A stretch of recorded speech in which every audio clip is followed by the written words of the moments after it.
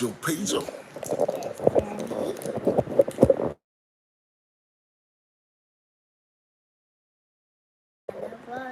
Don't you got school tomorrow? No. Let's see if I can get this thing to stay in place. Okay. All right. What you laughing at? What's so funny? Looking like a watermelon. All right, we're finna get ready to do this. We got a lesson. We got a situation. We got an issue. An issue? Yeah, we got an issue. How do we got an issue? Because we got to deal with white supremacy. Why? Because white supremacy is the #1 issue impacting our people today. Y'all see Sage your pager?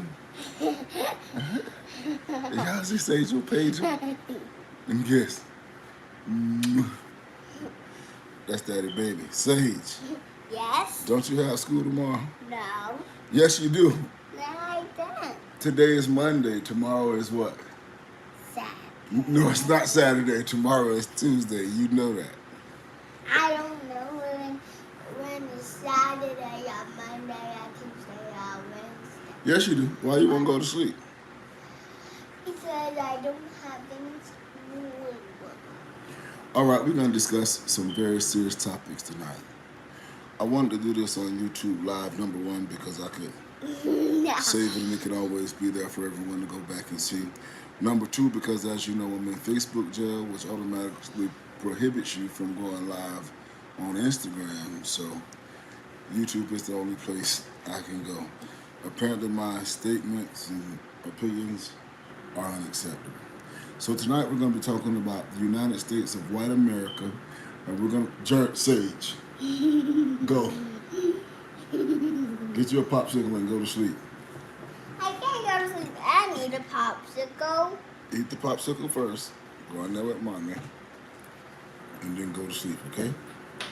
Let the phone charge a little bit more than you can get on YouTube, all right? Okay. All right, here we go. So my main talking points are going to be from this book, The Blueprint for Black Power by Professor Amos Wilson, one of the most prolific, well-studied, committed black scholars of our time. So greetings, Grahan, I hope I said that right. One of the most prolific black scholars of our time. If you didn't get a chance to catch my last discussion/debate with Judge Joe Brown, I'm going to be posting that information as soon as I'm done with this. We had a little exchange concerning whether black people should be concerned with other races and whether we have allies of other races. As you know, I know we don't. You know we don't. So go look at that when you get a chance, because it got a little... Open it. You don't know how to open it? Ask mommy. Go ask mommy. I'm busy. Okay. So I'm going to read just 2 paragraphs that launched my thought process or refresh my thought process on these topics. On page 141 of the book, it's a subsection called The White Elite Power Structure and the White American Nation Within a Nation. And Dr. Amos Wilson says, white political and economic domination of America is founded on the fact that whites are an exclusive nation on American soil. Whites are an exclusive nation. Check this out now. They are organized as a state within a state, having firmly established their own political system and central government, their own economic system, cultural and social institutions, and hierarchical social class structure. Additionally, this nation of whites maintains a standing military establishment of enormous war-making and defensive prowess, a preponderant National Guard establishment, and police force. Through these armed services, it seeks to maintain both internal and external order in the interest of its national and international hegemony. The white nation within a nation is practically always misidentified as synonymous with the United States as a whole, by both its white and non-white citizens and by the policies and governments of other nations. Even a cursory review of the history and current social dynamics of American race relations leads one very rapidly to the same conclusion as expressed by Andrew Hacker, a foremost scholar in the field. America is inherently a white country in character, in structure, and culture. Needless to say, black Americans create lives of their own, yet as a people, they face boundaries and constrictions set by the white majority. America's version of apartheid, while lacking overt legal sanction, comes closest to the system even now being reformed in the land of its invention. All right.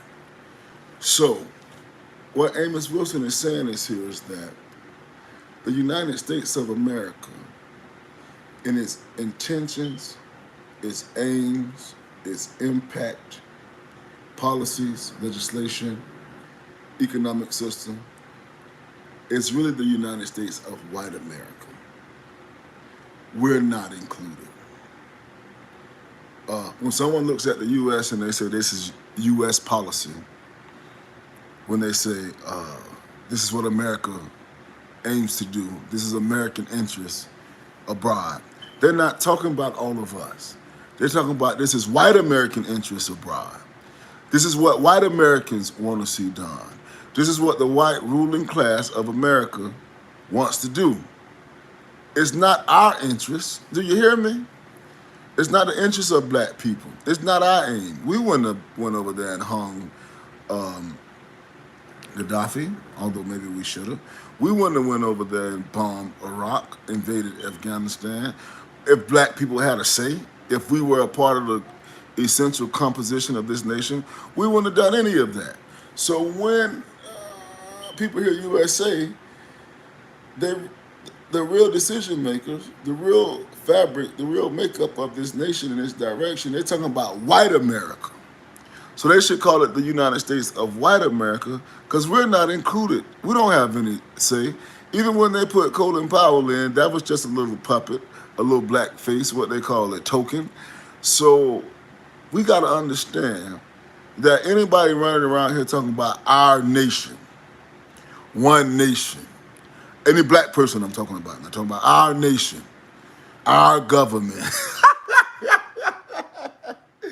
You're not even a part of the government. Our army. That's not your army. Do you hear me? They will unleash that army upon you quicker than they'll unleash it upon the Taliban. I'm talking about black people in America. White people, the Anglo-Saxon and the European elite globalists, because there's two sets of white people. I'm going to get to that in a second. But you're not a part of the equation, buddy. Although you're the main part of the equation, you're not a part of the equation. I'm going to get to that too. So let's get this clear. When they talk about U.S. foreign policy, they're talking about U.S. white foreign policy. Black people wouldn't want to force homosexuality upon Africa. That's white America. That's Joe Biden. That's Obama and his white mama. Do you hear me? Black people wouldn't want to force a poisonous vaccine upon Africa. That's white America. Make sure when you think about the term America or USA, you're not pretending like we're a part of that equation. The black, what they call it, the Congressional Black Caucus, or as irritated Gene say, the Congressional Black Caucus, they don't represent any of our interests. None of the black people in Congress or the Senate represent our interests. Kamala Harris don't represent our interests. None of these bootlicking Uncle Toms that they elevated from the civil rights movement represent our interests. We don't have any say. Not in mainstream American politics. That's why I withheld my vote, okay? Now, once we understand that, let's stop talking about America, talking about America invaded Iraq. America bombed Afghanistan. No, America didn't. White America did that.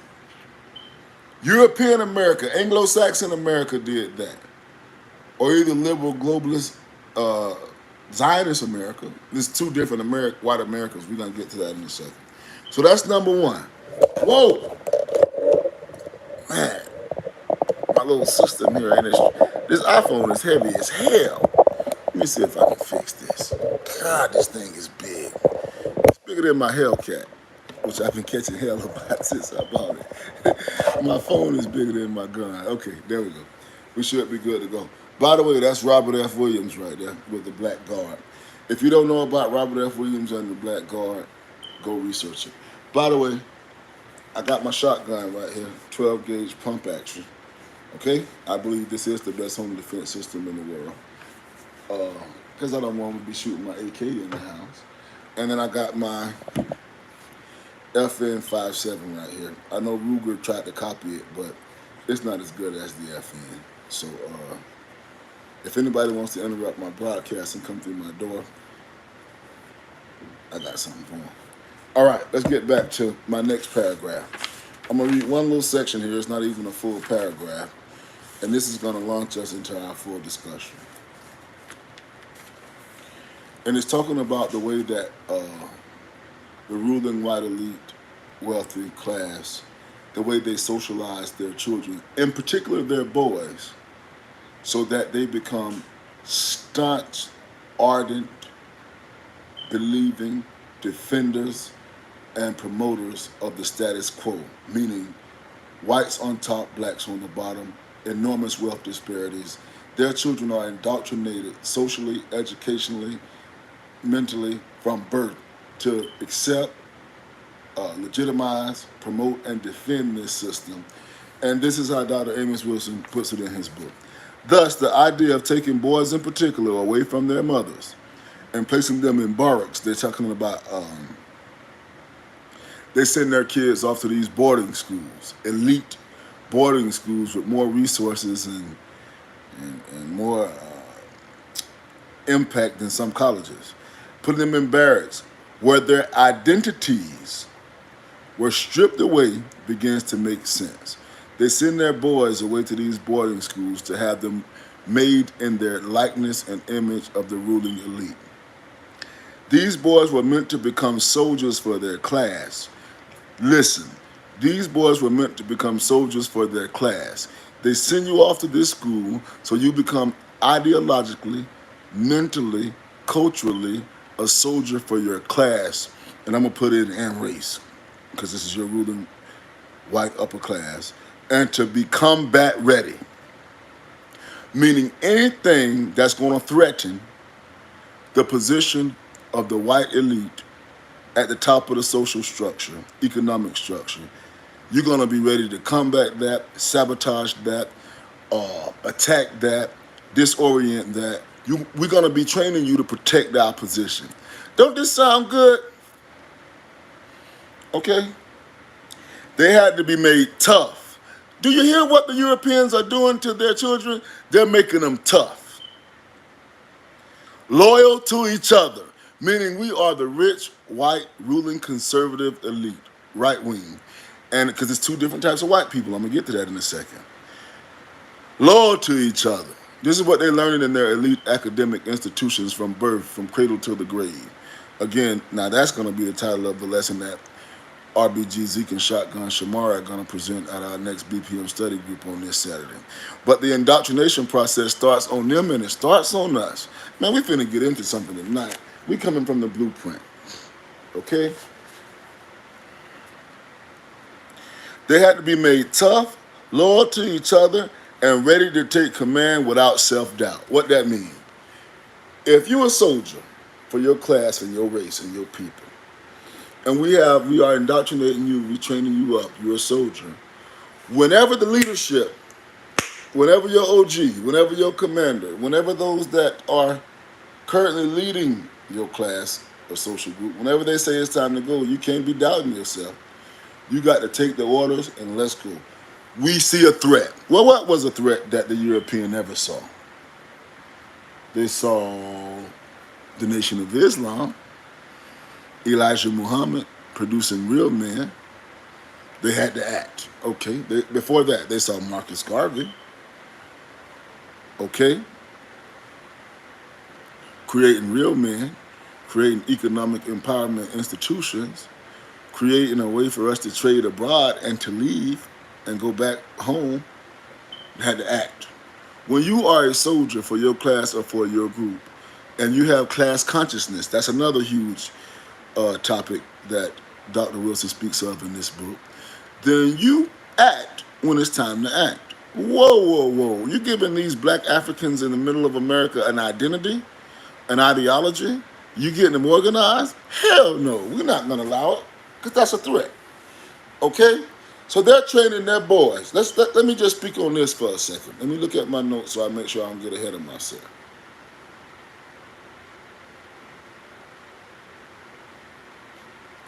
Let's talk about their boys and our boys for a second.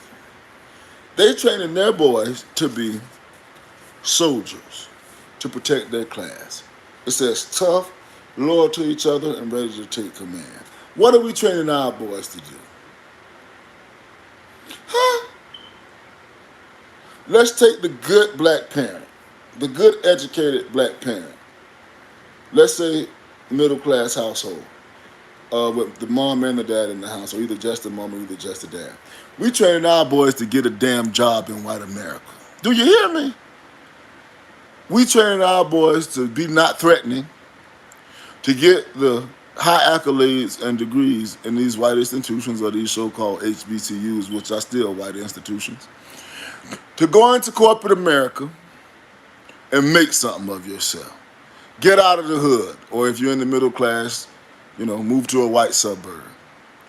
We're not training our boys to be, I'm not going to say all of us, because some of us are, and I have trained multiple generations, and that's not bragging, that's just a fact. I train my boys that are men now to be soldiers for our people, not just go out and make it for yourself and get a nice couple of suits and a nice ass car and a nice ass home, go to some gated community. I don't train my boys that way, but I'm talking about the majority. Okay, we're not training them. Listen to this now. These are the notes that I took on this, how white people are training their boys. They're training to be white class warriors.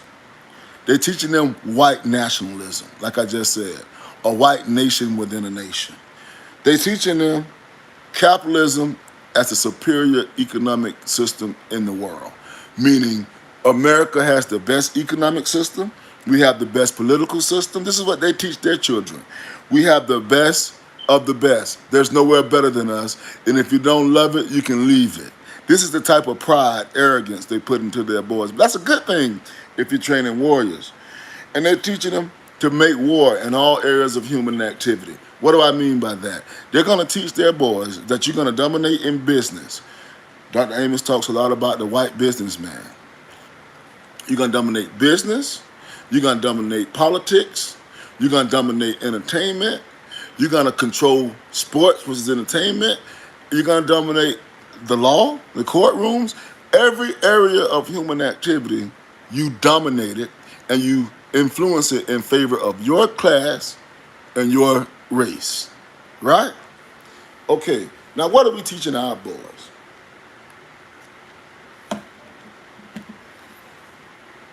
It's almost like it's not even a ball game, because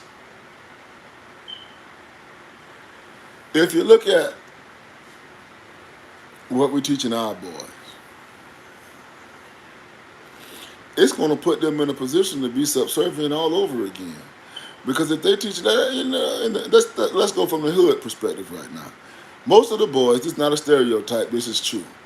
How do I know? I lived it, and I go around and I speak to these boys. The vast majority of our boys want to be an athlete or a rapper or a dope boy, or some combination of the two. Okay? The vast majority of our boys we're teaching our kids to be colorblind. We're not teaching them that you're in a racist, classist society where you have to fight, scrap, claw, study, compete, and be focused on your team in order for us to advance. We're not even giving our kids a chance. I'm not going to say we, because not all of us are that way. The ones who are doing it, I commend you. Right? And you can inbox me and I will help you.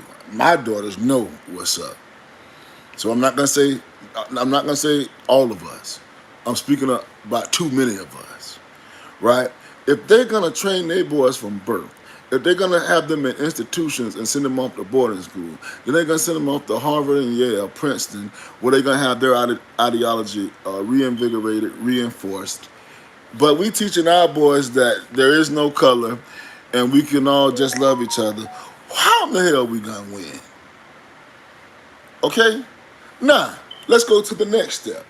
Not only are they doing this as far as education, politics, and economics, they're doing this as far as physical force. What do I mean by that?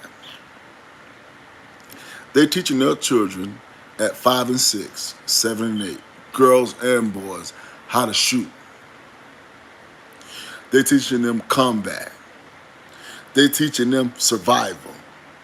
They're teaching them when the zombie apocalypse come, and we know who the zombies are, that's us, what to do, how to kill them, how to destroy them, how to protect yourself. That's what they're teaching their children. Meanwhile, in BPM, with the BPM Gun Club, I'm training young black inner city males on self-defense and survival skills, and we got their dads who just got out of prison. Check this out. And their moms saying, their moms that only know guns as far as dope boys in the hood, saying, why are you teaching them about firearms? What if they go shoot somebody at school? I don't see why he needs to learn this at 12, 13. I say, ma'am, the white people are teaching their children this at 7, 8, 9, 6. And they're training their kids to destroy you and ours.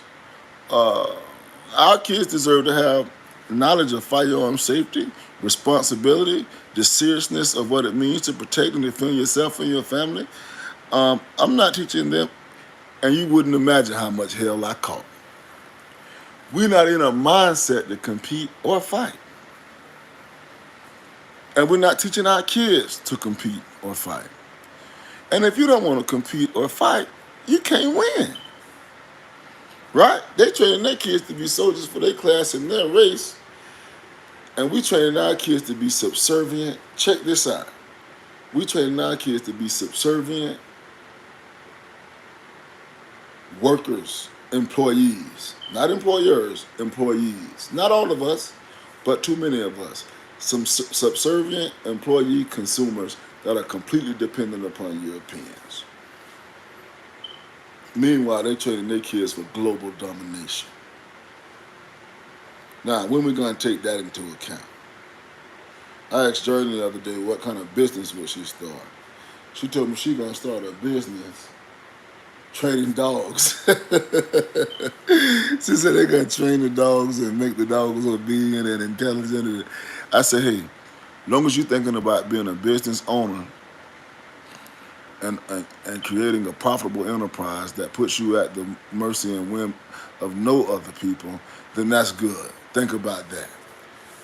That's what we got to have our kids thinking about. That's the path we got to have them on. Our kids ought to know how to fight and they ought to know how to shoot. Do you hear me?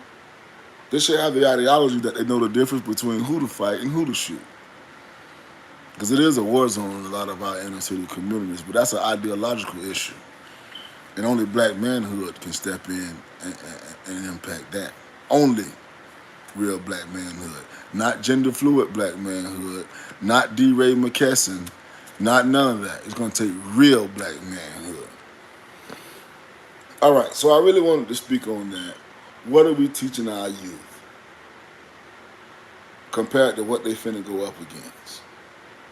If you still teaching your children love everybody, you could date a white boy, you can date a white girl, we all the same, we all brothers. You's a damn fool, and you're setting your children up to be continued slaves. I don't believe we'll continue to be slaves, and this is why. That'll bring me to my next point. It seems like, well, let's go to the two different white people first, and then we'll come back to that. America has always been split between two different kind of white people. We're not ready. We're doing our kids a disservice. We are. But we're going to stop. We're going to stop that tonight.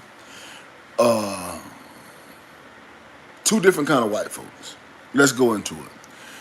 You have the aggressive, forceful, straight ahead, conservative, right wing, white American who's violent and bloodthirsty. They could be represented by Andrew Jackson, Donald Trump, Mitt Romney, John McCain, Strom Thurmond, and the like. When they came here, they were bent on domination and destruction, straight up and down. Let's be open about it. We still have them today. These are the Anglo-Saxons, and these are the ones that fall under the category that I call white nationalists. They want to, Henry Ford. Henry Ford perfectly personifies what I'm saying. They want a white nation. They want white domination. They want it out opening in front of you, and they're willing to fight you and beat you in the face to kill it. It's what Malcolm X defined when he talked about the wolf, when he said the wolf versus the fox. So you have the white nationalists that can be defined by Donald Trump and for Strom Thurmond. I'm talking about the open white supremacists. And then you have another group of whites that could be identified by the Rothschilds. The liberal, less aggressive, more deceitful, covert, poisonous whites in America. Henry Ford hated these whites. Always been two different types of whites here. Not the same. One of them will punch you in your face and see if they can try to beat you, or they'll pull the AR-15 and shoot you. The other one will try to make it where you don't even want to fight back because you're so brainwashed you don't see no need to fight. Get your booty to the polls.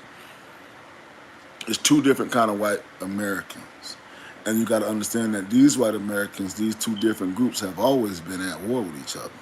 One group of white Americans wanted to bust Martin Luther King in his face and shoot him. The other group of white Americans just co-opted him and funded him and said, we'll go out here and march with you and make it seem like we're your brothers. Do you see? The wolf and the fox. Okay? So you got to understand that these two groups have been at each other's throats since they got here.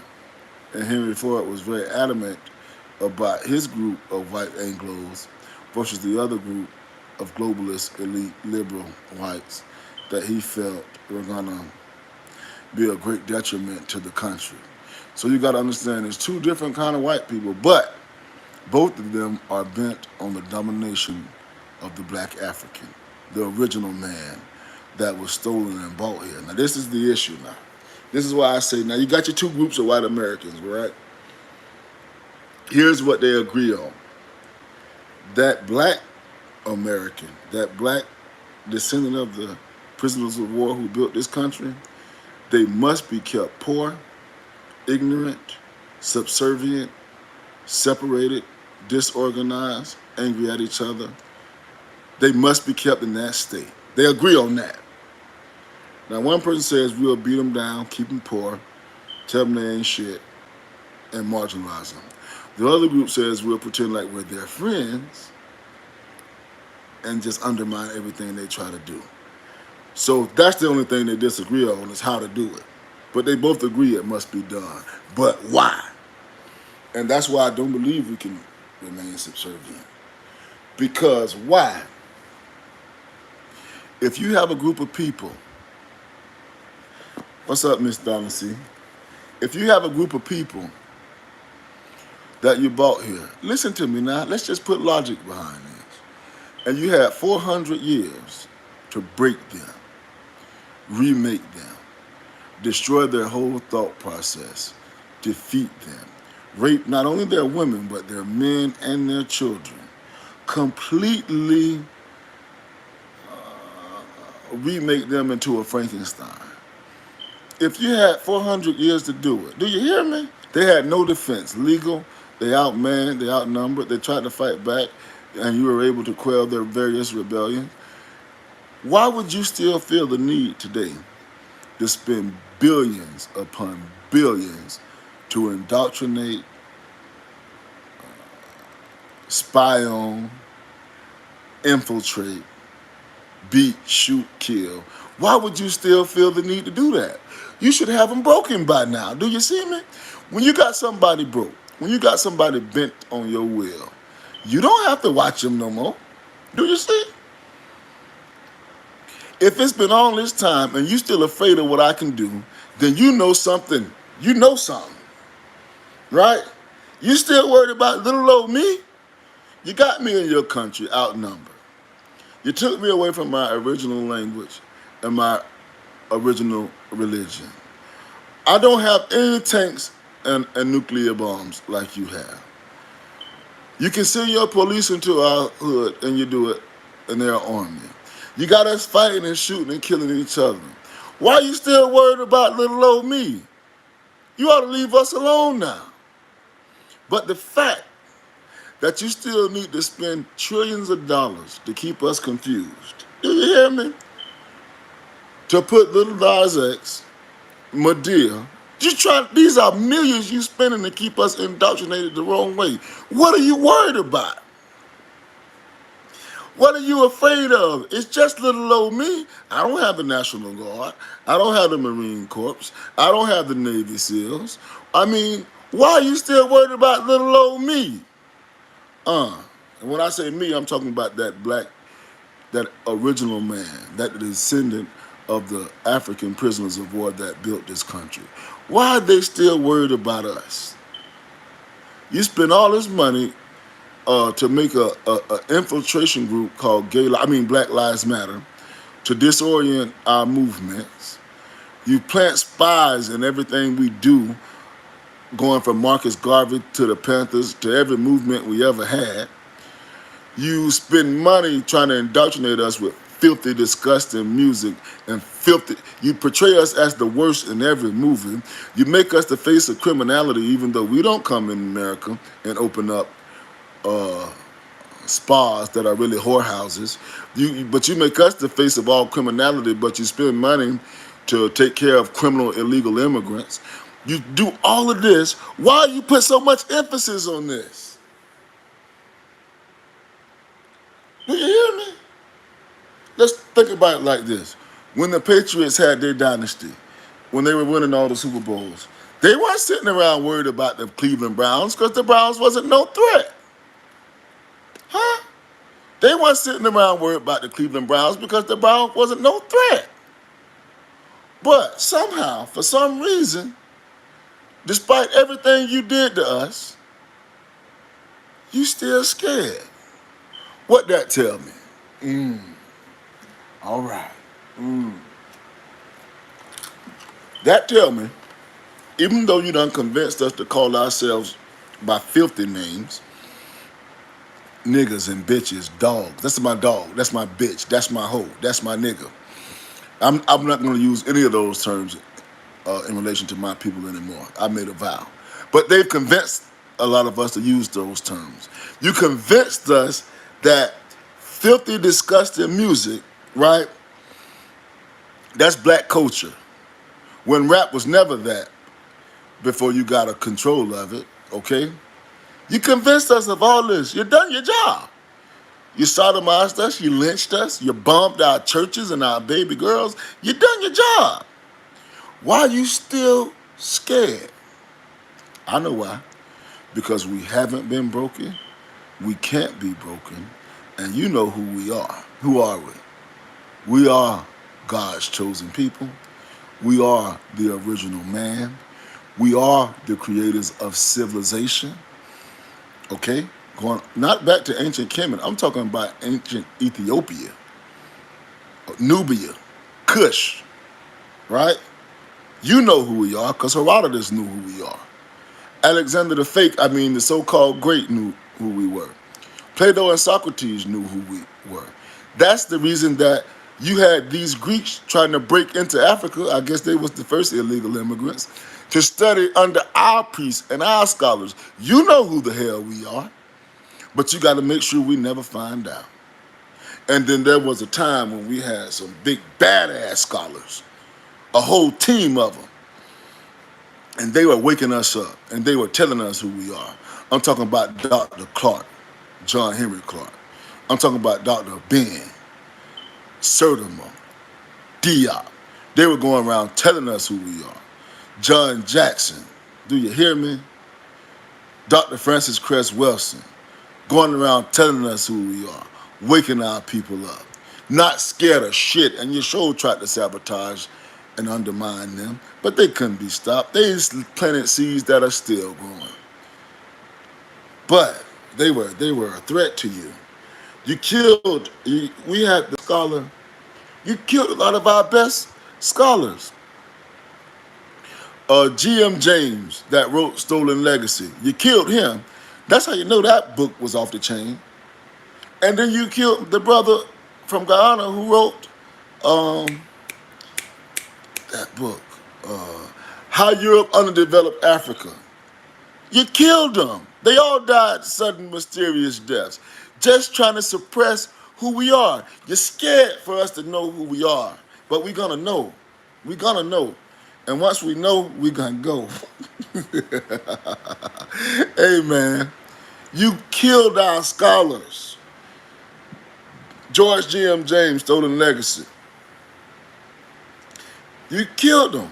Walter Rodney. You killed them because they were teaching us who we really are and how you got in your position. You didn't get in your position by hard work. You were a bunch of poor people that failed in Europe. That's what Dr. Clark said in the introduction to Michael Bradley's book, The Iceman's Inheritance. You were failures everywhere you went. You were failures in Europe. So you came to America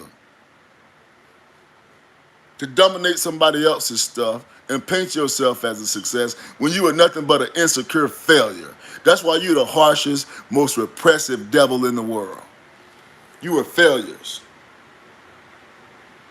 And the reason you got to keep your foot on our neck, the reason you have to shoot Philando Castile, the reason you have to shoot Eric Garner, the reason you have to shoot our straight black men is because you know if we ever find out who we are, and if we ever get on that same, the reason you had to put our greats in the prisons, the reason you got A-Trap Brown in prison right now, the reason you got, what's our brother's name? He's Mumia. You got Mumia in there rotting to death, and you still got Asada on the most wanted list because you know who we are, but we don't, and you don't want us to know.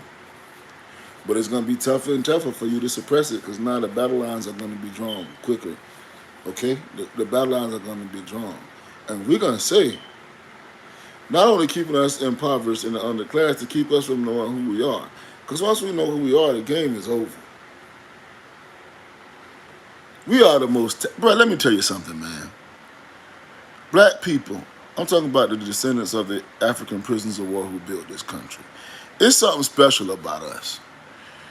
And I mean, it's something special about us, not just because as a comparison to Europeans, because there's no comparison. It's something special about us to even other Africans. What do I mean by that? We produce the most talented, dominant, excellent black people in the world. What do you mean? Well, who's the greatest entertainer of all times when it comes to music? Michael Jackson. Who's the greatest surgeon that separated twins that were joined at birth? Yeah, he turned into an Uncle Tom, but it was Ben Carson. Who's the greatest scholars that went back and dug up our history for us to know it? I just named a bunch of them. You got Dr. Clark. I mean, I can't think of a mind greater than Dr. Clark's. The books that he read, it seems like he read 45,000 books and memorized every word of every one of them. Well, who's the greatest athletes ever in the world? Most famous athletes ever in the world. I'm talking about ever in the world. It's only two that can compete for the most famous of all time, both black Americans, Michael Jordan and Muhammad Ali. I mean, who could debate it? Well, who rose up and fought over and over again? Over and over again. We had over 300 recorded slave revolts. One of the most famous being Nat Turner. Now, you could say Dessalines, and you could put Haiti up there because they did a successful revolution. Now, at the same time, though, that Toussaint character was a little bit shady. But anyway, when it comes to black people on the planet that just continue to produce, we continue to produce. despite what they did to us. Now, the other Africans, yeah, they were colonized, but they were able to keep their language and their culture and their traditions. They came over here and stripped us of everything. And we still produce. Who could imagine a black boy from the South named Muhammad? Well, his name was Cassius Clay at first. Who could imagine a black boy from the South? Because I ain't gonna lie to you, the education in the South is not the best. Who could imagine him being the most highly skilled boxer, quite possibly of all times? But not only that, becoming a well-educated,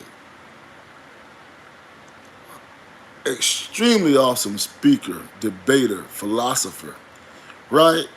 Studying the teachings of the nation and being able to go and lecture and debate at college campuses around the world.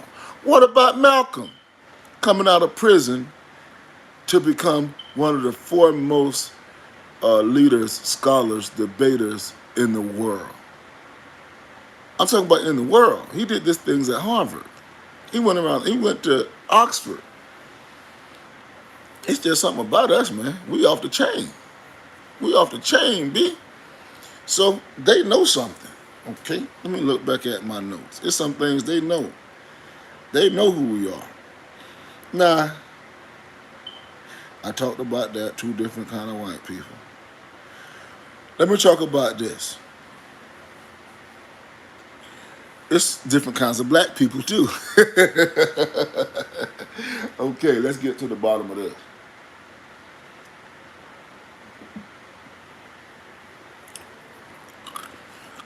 There was a point when I was a liberal. I went to the University of Iowa, and when I became a little bit politically aware, I majored in political science. The mainstream, run-of-the-mill thought process was that conservatives are white racists, they're white racists, and the liberals are the ones that are for the minorities, which the blacks fall in as minorities. So if you're going to be progressive and about black empowerment, you're going to have to get over here with the liberals. And you know, I was learning as I went. I sure didn't want to be with no white racists. I said, well, let me get over here with the liberals then. Well, what that puts you in with? The Asians, the Hispanics, the illegal immigrants, the gays, the anarchists, the, what they call them things that kept getting out in our protests with Antifa, these type of people. And I went over there, the people that are pro-abortion. I hate abortion. I heard a liberal say, this was a far left-wing liberal. She said, a woman should be able to kill her, she didn't say fetus or baby that she's pregnant with. She said a woman should be able to kill her parasite whenever she feels like it. I said, parasite? She's like, yeah, the baby is living off the woman's nutrients, so it's essentially a parasite. I said, whoa, this might not be the area for me because, you know, I would never refer to an unborn child as a parasite, and I don't think the unborn children should get killed. You know what I'm saying? I don't want them to get killed. Maybe I'm in the wrong camp. And so it came a time that I had to learn, as black people, we don't have to be pigeonholed into one of these parties or one of these ideologies. We need our own ideology, which is black economic empowerment, self-determination, black nationalism, Pan-Africanism, however you want to explain it. It doesn't have to fall within the two choices these white people give you, because they both detrimental. Do you hear me? So once I realized that, it was up from there. Now, at the end of the day, it's two kind of black people. Hey man, get off here talking about a fucking boxing match. I'm talking about some shit way more serious than that. This not a clout session. Black Light Khaled, you done got enough clout off me already. Damn, let me discuss some more serious issues here. Go do some fucking reading. Now, back to what I was saying. Damn, I tried to ignore the shit, but the man kept talking about boxing, and I'm trying to talk about political ideology and black empowerment. But okay, let me get back focused on what I'm doing. That's how the devil comes in to distract you. All right. What's up, Big Wheel, 1804? I see you. Let me get back focused, man. Who gives a fuck if I never responded to your text? I'm not your girlfriend. Text somebody else. Man, sometimes these dudes be acting like groupies. Text somebody else. Just keep my name and my family's name out your mouth. That's all I want. I don't want to collaborate with you. I don't want to work with you. Damn, we grown men. Fuck you need me for? I don't need you. Go. There you go. Hey, this nigga's a punk. I ain't supposed to be using that word. I'm trying to get that word out my vocabulary. Go on about your business, jit. You a jit. You a chump. Okay? You hit on little 16-year-olds on Instagram. I got the screenshots. Go ahead on before you get yourself into something that you don't need to be dealt up with. All right? Because before I post those screenshots, because people keep sending them to me, I don't want to go back and forth with you. You're nobody. You can't even beat my little brother, let alone me. I got real fighters. I don't need to do no business with you. You a fan. The fact that you on here right now trying to... you a fan. Go away. Give me a knife. Go away, Jet. You ain't never seen me get in nobody live and try to bait them or harass them or go. I ain't never came trying to make my name off nobody. I made my name off my work. Give it a shot. Give that a shot. Before shit go left. Bitch ass boy. Okay. Yeah, let me get back on track, man. I was getting into some deep thought, and we got a damn fanboy coming in here trying to talk. But he hitting on 16-year-old girls on Instagram. And I got women screenshotting it and sending it to me. Get out of here, pedophile. Chester. Get out of here. Okay. Next. I was finna wrap this up. We ain't even hit an hour yet. Let me wrap this up. You got two different kind of blacks. And this is a dividing line. And I think 85% of blacks fall on the wrong side. There comes a time when you've done enough study, enough observation, you have enough real world experience till you say integration was the worst thing that ever happened to us. We would never live peacefully amongst this European. We must have economic independence and land independence. And separation is the only solution. It's going to come a time when you get to that point in your maturity. You have to be mature. Now, when you get to be that mature, then you're what I call an RBG African. I'm not looking to integrate. I'm not looking for equality. I'm not looking for civil rights. I'm not looking for minority allies. I'm not looking for friends. I'm not looking for a hug. I'm not looking for Black Lives Matter. I already know my life matter. What you need to do is compensate me for the centuries of rape, pillage, and stealing that you done so that I can have my own economic base and my own land base, and I can go live by my own culture and my own values, because living amongst yours is sick, and all you're going to do is continue to kill us, and we're either going to be in conflict forever, or you're going to continue to slaughter us, and it's never going to work. It's never going to work. It's a relationship that won't work. And once you get that through your head, as Dr. Chancellor Williams said in his book, The Destruction of Black Civilization, we're never going to have no unity till we reach the conclusion and just settle on the fact that Yurugu is our eternal, everlasting, unchanging, mortal enemy. Do you hear what I'm saying? As long as we say, give me some rights, I want to hold hands with little black boys and little black girls. As long as we still saying I want to be integrated into his system, as long as we want to be a part of it, then we're going to be losers and slaves.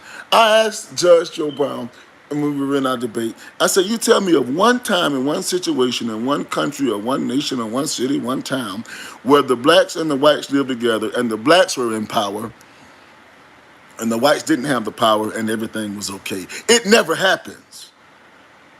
Okay? Under integration, they always rule. Stokely Carmichael said that.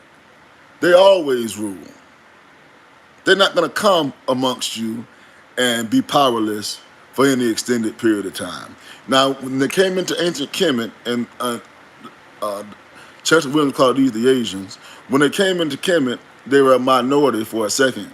They started to take over and reproduce, and then King Menes drove them out, but he left a little bit of them there. So that little bit that he left stay inside, that was a failure on his part. He should have vanquished them completely and never let one in. But that little minority he left there, they gave shit out for hundreds and hundreds of years. They played quiet, they intermarried, they increased their numbers, they got into the royalty, they got into the royal family, they moved strategically, and before you know it, they overwhelmed the shit until Kemet became white, like it is now. When it was created, built, and that, all the civilization, math, and science came from blacks, but they bided their time because we wanted to leave a small percentage in. No, not one.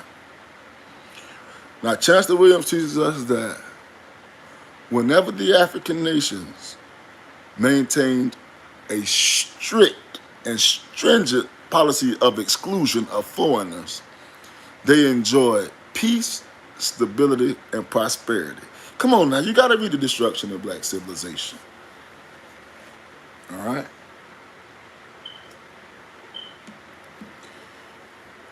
They enjoyed peace and stability.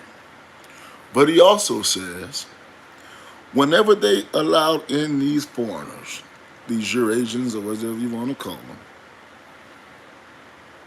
whenever they allowed them in under any pretext, what you mean, Big Vern? You say you're going to let them in for be missionaries. You know where they get the term missionary when it comes to sex? Because this is what the white priests and popes and bishops and whatever the fuck you want to call them when they came into Africa, that's how they used to like to fuck our women. That's where you get the term missionary from. So if you let them in as religion, you're screwed. If you let them in for trade, you're screwed.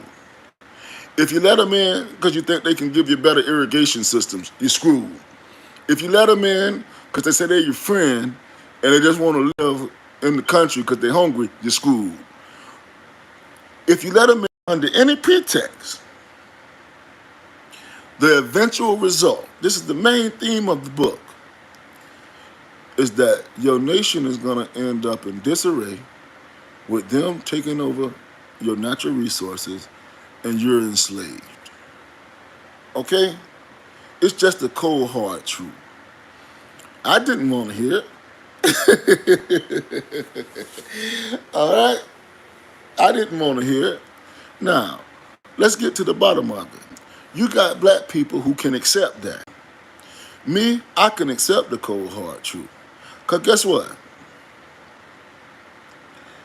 I'm an attorney. I have to look at the evidence. I have to make my argument, even if it's against the evidence. But you see that evidence. Like Shahrazad Ali said, you can't unsee what you saw, and you can't unhear what you heard. Let me give you an example.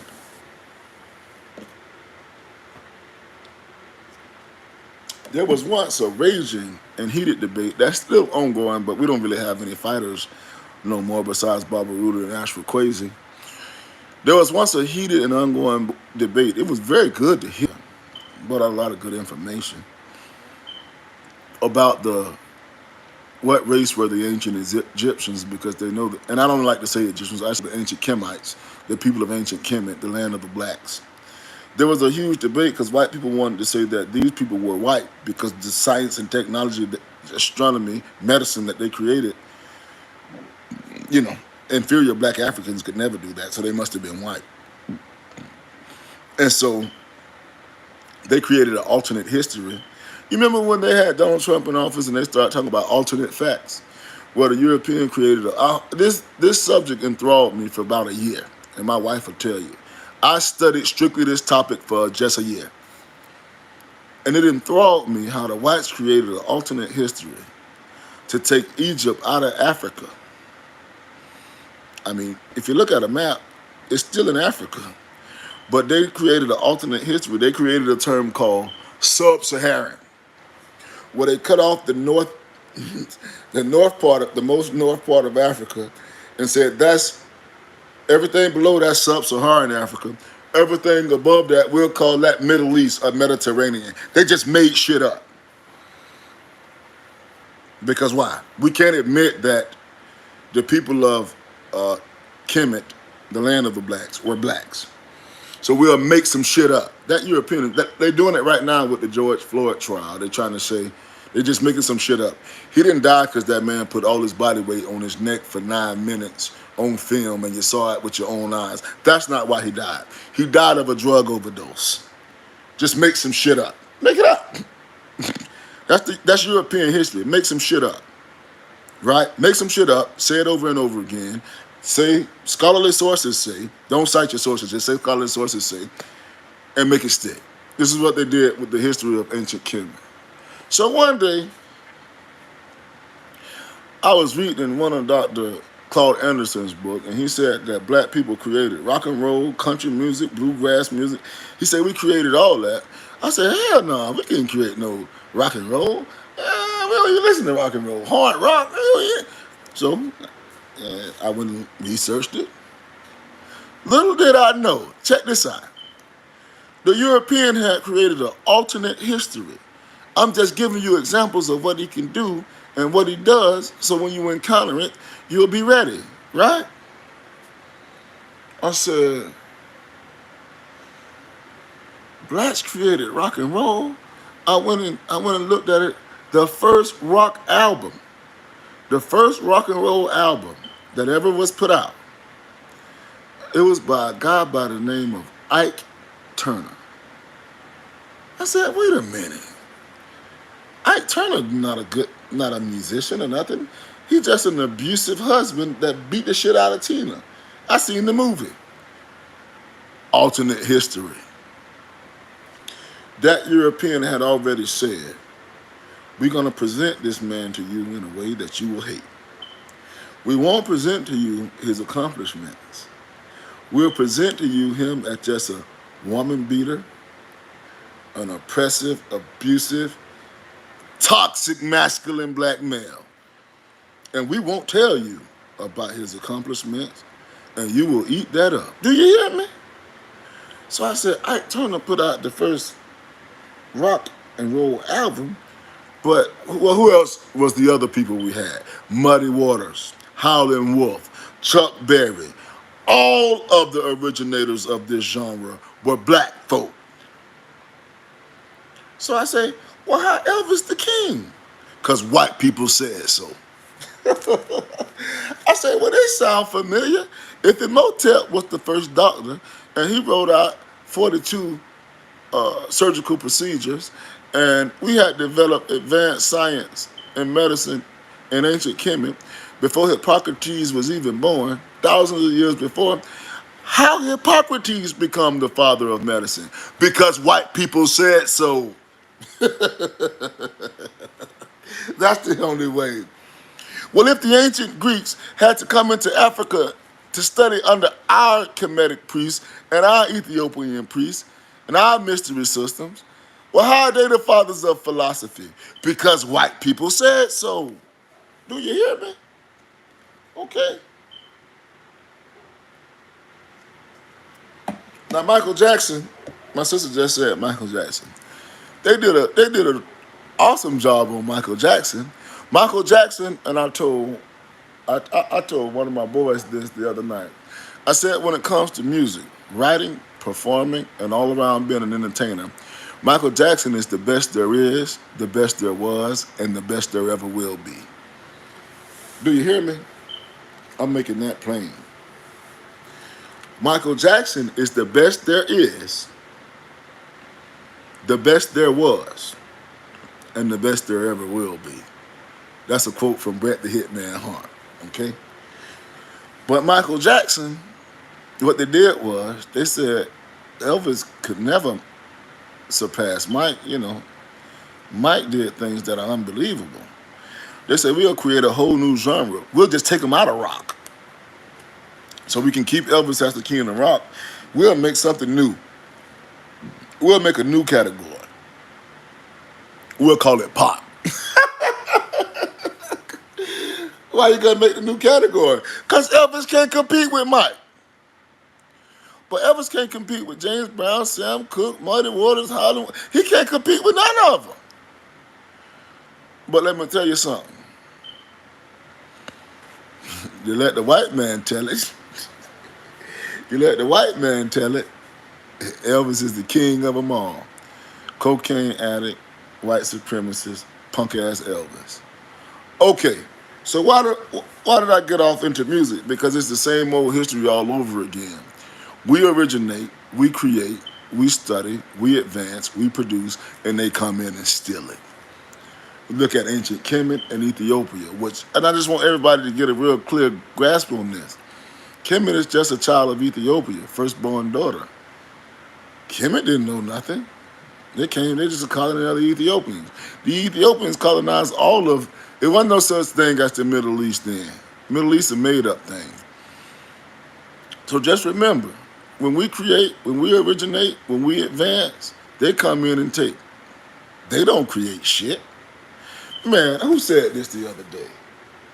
I don't know if it was in the study group or if it was on the HTNT Live. One of my brothers said, the number one thing them Europeans do is lie and steal. That's their good talents. I mean, no. That's their talents. I won't say that's a good talent. But that's what they do. Let me look back at my notes one more time to make sure I covered everything. So, it's two kinds of blacks. Let's finish off with this one now. Because I want you to know when you encounter these blacks, and they're encouraging you to go to the polls and vote, like that's going to be a solution to your problems. Not your problems. You may be a hard worker, you may be industrious, you may be independent. So you're not too much worried about yourself, but you're focused on your people. So they'll tell you, yes, sir, that's our history.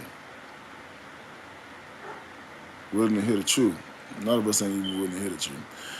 They'll tell you to go vote like that's going to be the true solution to your people's problems. That means they done bought into this system. I'm going to tell you what kind of blacks to be on the lookout for. And you can trust me when I tell you this because I myself fall into some of these categories. But I'm going to still tell you because I learned these to be the most dangerous. If you see a black person that got a bachelor's degree and possibly a master's and a PhD, you got to watch him. Because like Henry Skip the Truth Lewis Gates, right? Some of these blacks be so ingrained and intertwined with this system that they don't want to see it fall. They legitimize it and they like it. They get invited to the best parties. They get to mingle with the who's who. You know what I'm saying? I'm talking about the bougie elite. You got to watch them. So you can say, Vern, well, you got a bachelor's degree, you got a Juris Doctorate, you're practicing law. Do we need to watch you? Hell yeah, watch me.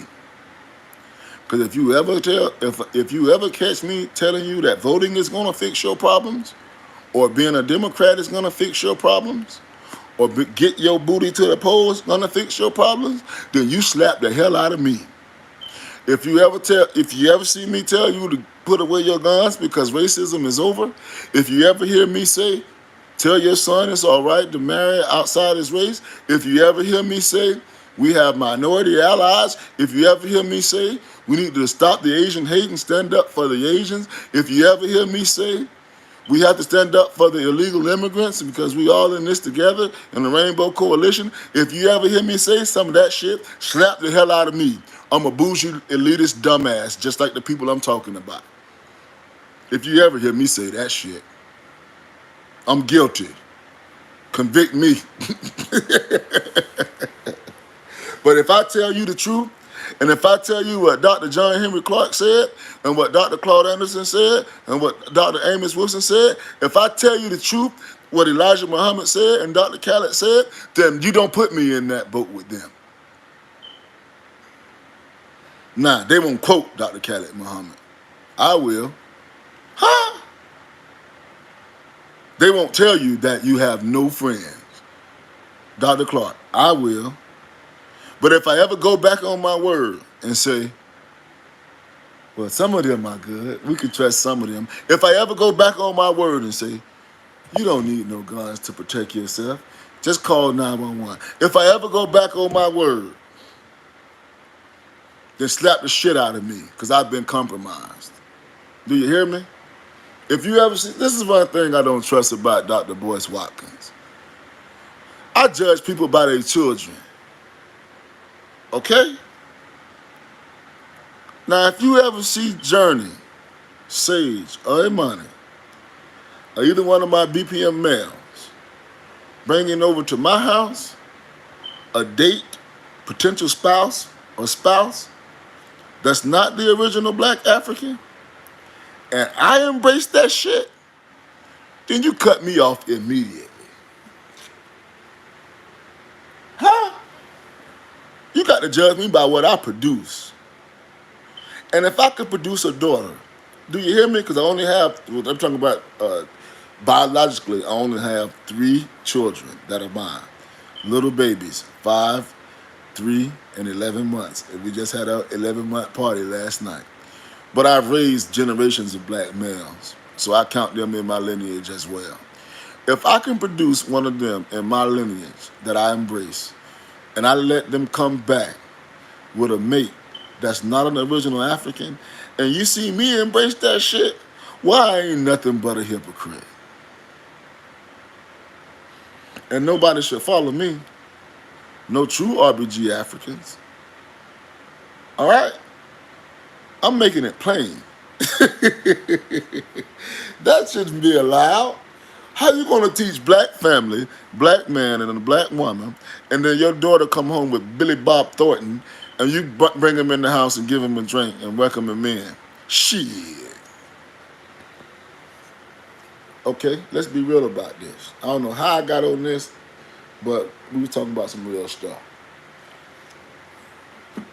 So, in closing, you got some black people like myself and like many of you. This is the one issue, and I just want everything to keep on this dividing line. Well, let's make it 2 lines. We demand reparations, and we don't compromise on what black manhood or black womanhood is. Is we sit here waiting on the government to give us money? No. But what we're saying is, we built this bitch. I'm not talking about a black one. I'm talking about this punk ass country. We built it. Our ancestors built it. And we deserve financial and land compensation. Okay, did that mean we sitting around waiting on nothing? No. But what we're saying is, if you could come up with $86 million to put illegal criminal immigrants in hotel rooms, if the state of New York can come up with $2 billion to give workers' comp, they're going to give them $15,000 apiece to illegal criminal immigrants, then you ought to be able to come up with enough money to compensate us. You wouldn't be able to compensate us, but at least try for the hell that we've been through, the rape that we've been through. You took the babies away from their mothers and sold them. You lynched the black men and burned them at the stake. You cut the black woman open and snatched the baby out of her stomach. You took the black boys and turned them into girls. Can you believe what you did to us? You beat Rodney King on film, and the officers kept showing up and beating the living shit out of him. You shot Trayvon Martin because he had Skittles and iced tea. You shot Jordan Davis because his music was a little too loud. You put Sandra Bland in a jail cell and you lynched her. And we're not even going back to Emmett Till. There's no point in history where you weren't pillaging us. But yet you can find money for everybody but us? No, we're not sitting around waiting on you to give us shit. But guess what? You owe it, and we're not going to ever let you off the hook. Now, you got some blacks that'll let you off the hook. Okay? I don't fuck with them. I don't fuck with them. I don't want to be around and say, it's unrealistic. You got some blacks that don't want reparations. You got blacks that don't think we deserve reparations. You got some blacks that say it's unrealistic. You got some blacks that don't want to irritate white people. See, this is the division line. I don't mind irritating white people. Shit, what's the worst they can do? Not give it to us? Well, they already doing that. So let's get some irritation going. Let's say agitation, the agitators. This is the dividing line. Well, we don't want to upset our allies. Well, they upsetting me. You could be an illegal criminal immigrant, break into the country and get 86 million for hotel rooms, 2.1 billion in workers' comp. If I break into anywhere as a black man, my ass get 2.6 billion days in jail. You see? They agitating me. Do you hear me? They agitating me. This is the dividing line. And guess what? And these are two components. I'm not going to compromise on what it means to be a black man and a black woman. It's not fluid. There's not a spectrum. That's like saying you could be a little bit pregnant. And that's what A-Trap said. You can't be a little bit pregnant. Either you're pregnant or you're not. Either you're a man or you're a woman. Either you're a boy or a man. Girl or a woman. It's black and white. Either you're black or you're white. It's black and white. Okay? All right. So, I hope I hit all my points. I want us to train our young males. But I'm going to just tell you now. The most difficulty, and I'm telling you, I've raised generations of black males. I've been in the business, and I don't even want to call it a business because a business is something you do for a profit financially. But this is more of a better profit for my people. The biggest obstacle is not the youth. The biggest obstacle is their parents. So if you're having trouble, and I'm talking to the sisters right now, or even the men, with your son, and there's a group, or there's an individual, or there's a person with the force and the influence to lead your son in the right path, then you need to accept that help and not try to beef with that person. Because most problems came from the women. And they would say stuff like, my son is starting to respect you more than he respects me. Or my son needs to know that I'm in charge, not you. Or my son is starting to look up to you and not his daddy who's in prison. Well, what the hell I'm supposed to do about that? I'm trying to give him the right, not the white. Good God, not the white. I'm trying to give him the right mind frame. What's that? God, family, education, community. That's what we built BPM on. But many of our mothers, BPM parents, were more hell-bent on making sure they were viewed as the dominant figure than worrying about the truth and worrying about the real future of their sons, and they suffered dearly. So, I want everybody to subscribe to the channel. I've been endeavoring to put more content on here, but I went through a tough time when my dad passed away, so that knocked me off my pivot for about a good month and a half. But I'm back, and I haven't got banned from YouTube yet. I'm in Facebook jail, can't go live on Instagram. So this is the one avenue I still have. So like, share, subscribe, comment, do anything you can to push it out there because they're trying to strangle what we're doing. But I don't want to talk about nothing that's not going to advance us as a people. And that's all this is about for me. So I appreciate everybody that came in on the live. I appreciate everybody that's going to go back and watch it later. This discussion was prompted by my current readings. I'm reading 2 books right now. This is one of the Blueprint for Black Power by Dr. Amos Wilson. And my second one is a spiritual text called The Africans Who Wrote the Bible. And so you got, and I post about them almost daily. So that's what I'm reading now. But just because white people say it don't mean it's true. And we need to be raising our boys to be soldiers for us. Not for them. Not for white America. For RBG Africans worldwide. Okay. Me and my pistols say, you guys have a good night. BPM forever endeavor. BPM for life.